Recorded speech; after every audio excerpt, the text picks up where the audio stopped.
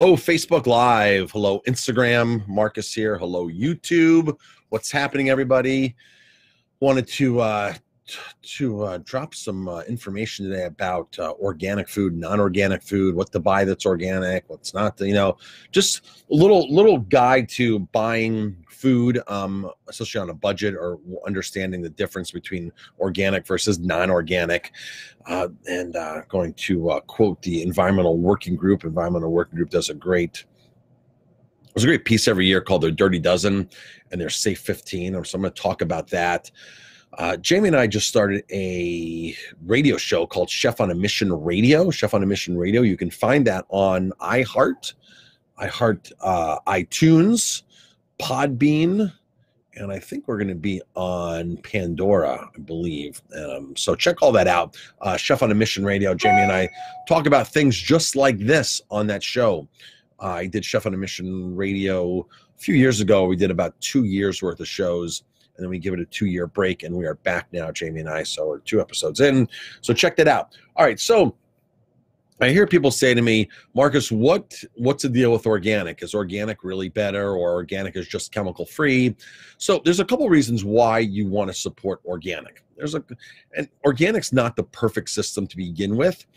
And there's several different reasons for this. And Jamie and I talk about this in our next upcoming episode of Chef on a Mission Radio. We talk about, how the Organic Standards Act, the USDA Organic Standards, was written by big companies so big companies could play the game. It's a guideline. It's not a perfect guideline, but it allows these massive companies to come in that farm 3,000 acres of carrots year after year after year after year without crop rotation to be able to come in and put down some type of fertilizer and do some type of spray and make it, but where it's less of an impact versus just commercial or conventional farming. So you have to understand that organic certification is not perfect. There's biodynamic out there, which is a bit much more involved.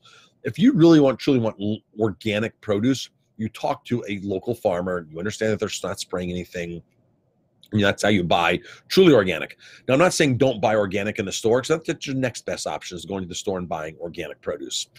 The thing you're paying for organic is you're paying for that farmer not to spray chemicals on their property. You're paying for that farmer to keep going in that direction. Now, organic produce, no matter where it's grown, or who's growing it, can be contaminated with chemicals.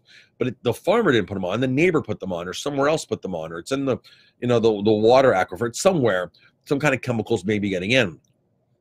So just because you buy organic does not mean it's a guarantee that it's going to be 0% pesticides. Nothing's going to be on there. There could be some kind of something on there. So that's always another factor to take in. So every year, the Environmental Working Group, EWG, puts out their top 15, their Dirty Dozen list of things to totally avoid, and there are things that are okay to eat, non-organic. So here we go. And this is the list that we use at the restaurant very strictly. We use this list at the restaurant. So the Dirty Dozen are the top 12 most sprayed, most chemical residue, the most contaminated produce out there. This is called the Dirty Dozen. Okay, so again, Environmental Working Group puts that every year. So here's the list, folks. Number 1, strawberries. They're the top of the list for the most chemicals. Strawberries. Number 2, spinach. Green leaf vegetable, spinach. Number 3, kale. And folks, you can grow kale in your garden, and kale's like indestructible. It'll grow in the wintertime. It'll be up in April, sprouting away, getting ready to go. Kale seems like a very indestructible crop, but it is very heavily sprayed. Nectarines and apples, stone fruits like that, always nectarines, apples, cherries are very heavily sprayed. So these are the things I'm listing off right now, are the things that you want to be buying that are organic, certified organic, or from a farm that is not spraying anything. These are the Dirty Dozen, the worst 12 foods. And this is the list that we go by in the restaurant. So all the stuff that I'm listing off here in the restaurant, everything we're listing here in everything I'm listing off in this Dirty Dozen, we try to avoid this stuff unless it's certified organic. Then we buy. That's our rule, and we've been doing this for years. So anytime we have spinach at the restaurant, it is going to be organic. Kale, organic, local. Nectarines, apples. Apples a huge one. Apples are always organic at the restaurant. So apples, grapes. We don't really buy grapes. Grapes, peaches, cherries, pears. Pears are another thing. We always buy organic for our pear salad. There's a couple times a year that organic's not available. Literally like 2 or 3 times that we go to order if they're not available. But other than that, it is organic or local organic year round. Tomatoes. Tomatoes are one of those crops that is heavily sprayed. First of all, the problem with tomatoes is most tomatoes, especially right now, tomatoes are coming from Florida, the winter crop. They're coming from other countries, but typically Florida. Florida has a massive winter crop of tomatoes. Florida has a couple of things going wrong for them when it comes to tomatoes. It's way too wet, and the soil's no good.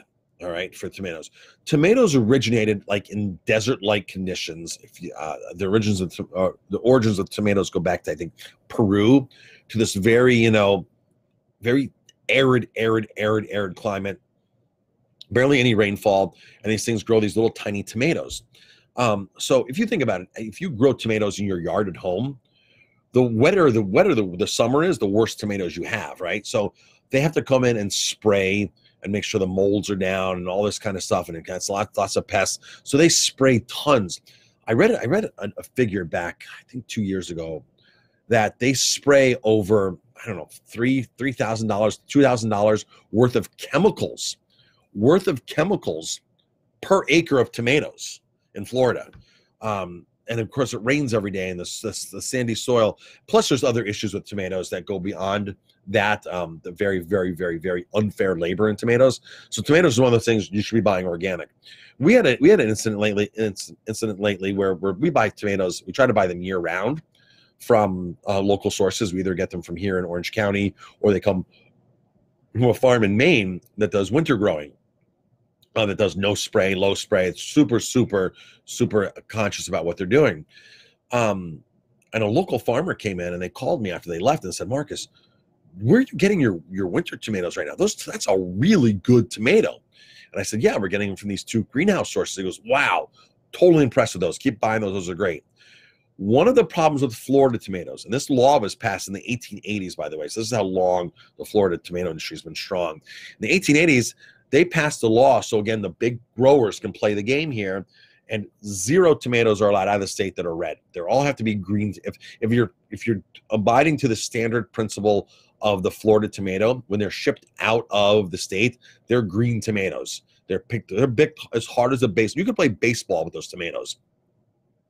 They're ridiculously hard. If they fall off the truck, they'll roll around like a baseball and not even get damaged. This is like no joke. So the Florida tomato growers, that's what their standards are. That was a law that was passed. No red tomatoes out of the state. They're green tomatoes, and they're gassed heavily. And this is why people say, oh, those tomatoes taste like cardboard. Yeah, well, they basically are cardboard, full of tons and tons of chemicals. So tomatoes. Potatoes. Potatoes are another big one on the list on the Dirty Dozen. Folks, if you're just joining us, drop a comment, #live, or if it's on the replay, #replay. I'm talking about the worst produce to buy, the ones you definitely want to buy that are organic at all times. And then I'm going to talk about the ones that have the least amount of spray, that if you're buying conventional, these are the least amount of contaminants, least amount of spray use. So right now we're doing the Dirty Dozen from the Environmental Working Group. They do this every single year. So if you're just tuning in, drop a comment, say hello, drop a comment where you're tuning in from. That's always helpful. Love to know where everybody's watching us and catching us from. So just do a quick recap. I've done 11 of the 12 on the Dirty Dozen list right now, okay? So here we go. Strawberries, spinach, kale, nectarines, apples, grapes, cherries, pears, tomatoes, potatoes, and the next one is celery. So if you come to the restaurant, we never have celery. I just don't have celery at all. Because if I were to buy celery in the restaurant, I shouldn't say I don't have it at all. I do have it at some points. When I can get local organic celery and I can buy three head at a time, I get it. But if it's not in season, it's not local, the vendor who we buy our organic produce from wants me to buy a full case of celery. That's like 40 pounds. It's a big box of celery. I could never use it. I have to throw it out. So it would be very, very not cost effective at all for us to buy a case of organic celery at $80 and use 2 or 3 heads out of it. So we just opted not to buy celery at all. It wasn't worth it to buy conventional celery that easily splits from any vendor. I mean, we can call any vendor and just say, I want 3 heads of celery. It's conventional, but it has up to 67 residues, 67 different pesticides and residues are on celery. So celery is the one thing that we never buy, basically almost never buy, just because it is a very dirty, contaminated crop. So you won't get celery stick in your Bloody Mary here. You won't get celery on our wings. So you get carrots or cucumbers and things, and Bloody Marys and carrots on our Bloody Marys. That's the reason why. And then potatoes. Potatoes, the last thing there. Potatoes. Coming from Colorado, starting sometime in Colorado in the late 90s and 2000, we were able to tour a lot of potato farms. Colorado's, I think, the 3rd largest producer of potatoes in the nation. Apples, too, they're 2nd or 3rd, depending upon the yields that year on crops. So I knew about apples being sprayed heavily, and I kind of knew about potatoes. And I learned something there. That potatoes, you know those oval baking potatoes, those russet Burbanks, the one that you bake French fries. This is the standard French fry potato. Everybody uses it for French fries because it's the one that has the good starch content. It's dry and it has good starch content. So those potatoes, if you recall back years ago, you would cut into those potatoes and they get that little hollow brown spot inside. Well, that right there is very undesirable. So they have to spray those potatoes immensely to get those out, to not have those form. And we were in Colorado and on a farm tour where carrots are being grown. This was in the San Luis Valley. Carrots, potatoes, big for carrots and potatoes out there. And you can literally drive down the street in August and smell carrots everywhere because they're falling off the trucks. They're being picked everywhere. Everybody's got carrots and potatoes everywhere, but you could smell the carrots. They were the ones with the aromas. And we saw skull and crossbow signs around a farm. And we asked one of the farmers, well, what is that? And he goes, well, that's my potato field. We're like, well, what's going on? We're curious.